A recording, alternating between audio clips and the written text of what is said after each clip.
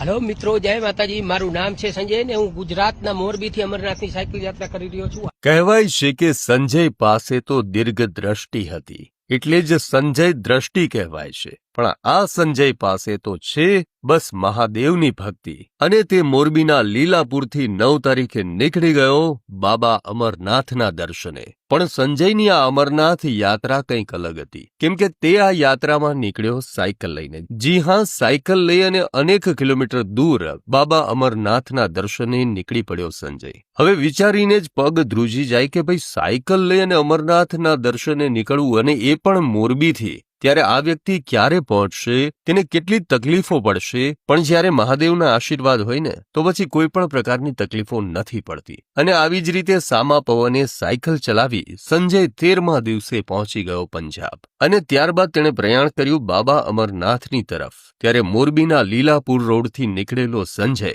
તેની યાત્રા સુખરૂપ પૂર્ણ કરે તેની સૌ કોઈ મનોકામના કરી રહ્યા છે। ત્યારે સંજયની બાબા અમરનાથ પ્રત્યેની, બાબા શિવ પ્રત્યેની જે ભક્તિ છે તે સાયકલ લઈને નીકળી પડ્યો છે બાબાના દર્શને। તે વાતને લઈ અને સૌ કોઈ, તેમના પરિવારજનો, મોરબી વાસીઓ ખૂબ જ ઉત્સાહિત જોવા મળી રહ્યા છે। मैं आगे की तरफ अभी जा रहा हूँ।